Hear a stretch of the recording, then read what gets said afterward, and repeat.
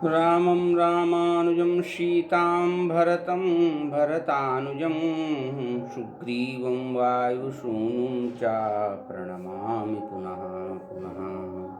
बोले गोस्वामी तुलसीदास जी महाराज की जय। श्री रामचरितमानस भगवान की जय। श्री आचार्य चरण की जय। प्रिय मित्रों, मानस व्याख्यानमाला में आपका स्वागत है। आइए आज की जो चौपाई हैं सर्वप्रथम उनका हम वाचन करते हैं और उसके बाद में फिर उनकी व्याख्या करते हैं। खल परिहास होई हित मोरा, ओ काक कहीं कल कंठ कठोरा। ओ हंसी हैं बक दादुर चात कहीं, हंसी हैं बक दादुर चात कहीं। ओ हंसी हैं मलिन खल बिमल बत कहीं।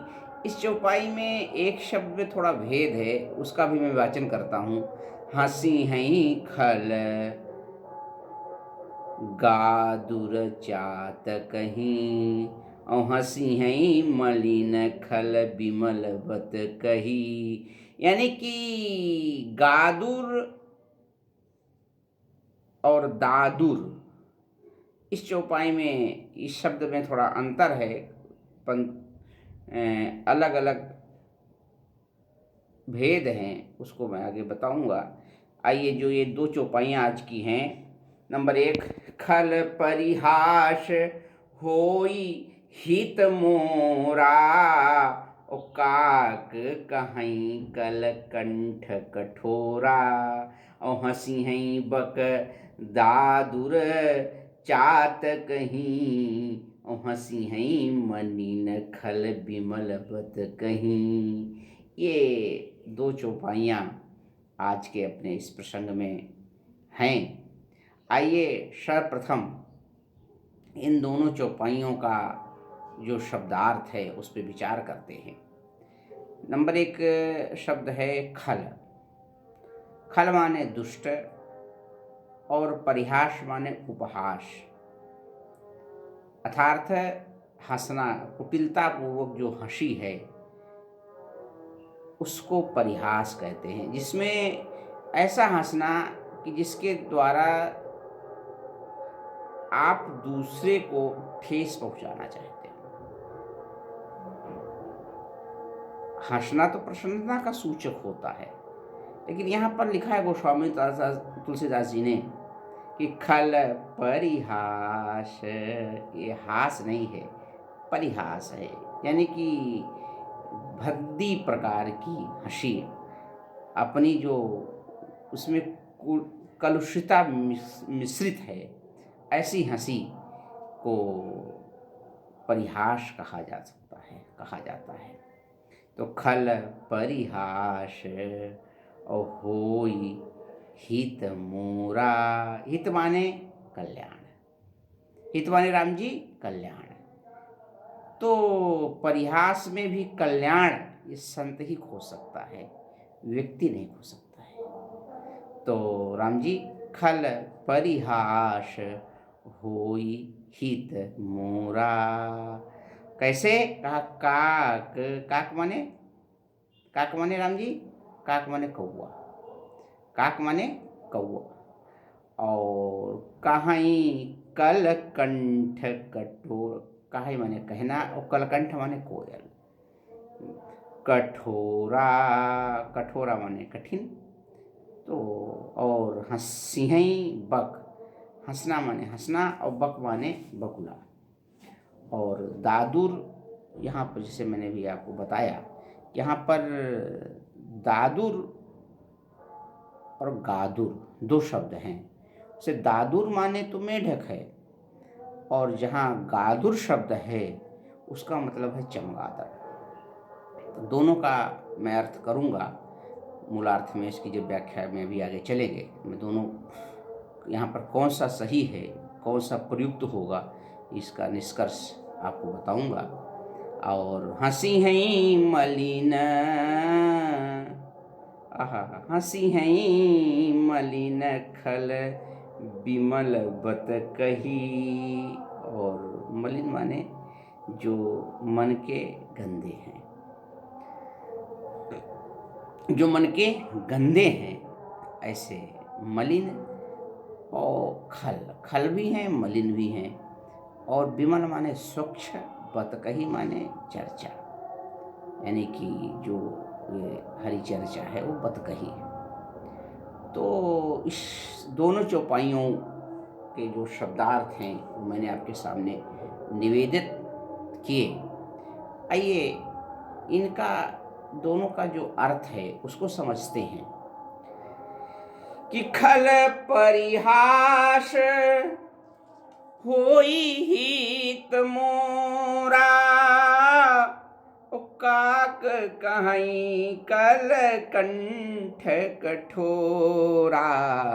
और हंसी हैं बक गादुर दादुर चात कहीं। हंसी हैं मलिन खल बिमल बत कहीं। खलों के हंसने से, यानी कि दुष्ट लोगों के हंसने से मेरा हित यानी कल्याण होगा। कहा कैसे? कहा जैसे कौआ कोयल को कोसता रहता है, लेकिन कोयल की निंदा नहीं होती संसार में, अपितु कौए की ही निंदा होती है। आपको बताएं, कोयल अपने जीवन पर्यंत कभी भी घोंसला नहीं बनाती है। सदैव कौआ के बनाए हुए घोंसले में ही वह अपना अंडा रखती है, और कौआ उस अंडे को पालता रहता है, सेता रहता है। लेकिन जब कोयल का बच्चा बोलने लगता है तो कौआ उसको मारने के लिए दौड़ता है। कोयल तो चतुर होती है। तो राम जी, काक कहीं कल कंठ कठोरा। और जो अगली चौपाई है इसमें पाठांतर है, तो उसका क्या मतलब है कि बगुला, हंस, चमगादड़ या दादुर माने मेढक, ये क्या है कि बगुला हंस को, चमगादड़ पपीहे को, ये हंसते रहते हैं। तो हंसी हैं बक दादुर चात कहीं। कैसे? कहा कि इनके स्वभाव में मलिनता होती है, दुष्टता होती है, और दुष्ट लोग दूसरे की जो निर्मल वाणी है उस पर भी हंसते रहते हैं। तो इन दो चौपाइयों का मैंने आपके सामने शब्दार्थ किया। आइए अब इनके दोनों चौपाइयों के जो भाव पक्ष हैं उन पर विस्तार से चर्चा करते हैं, और इन दोनों चौपाइयों को समझने की कोशिश करते हैं, क्योंकि ये दोनों चौपाइयाँ क्लिष्ट तो हैं ही। तो कैसे इनको समझेंगे कि हमारे मन मस्तिष्क में एकदम ठीक प्रकार से उतर जाएं। और ये मानस व्याख्यान माला का प्रयास है कि प्रत्येक मानस की चौपाई आपके जुबान पर और हृदय में बैठे। तो राम जी, खल परिहास होई हित मोरा, काक कहीं कल कंठ कठोरा। हंसी हैं बक गादुर चात कहीं। हंसी हैं बक दादुर चात कहीं। हंसी हैं मलिन खल बिमल बत कहीं। ये दो चौपाइयों का मैं आपके सामने मैंने मूलार्थ शब्दार्थ किया। आइए आगे का विचार करते हैं। सादर जय सिया राम।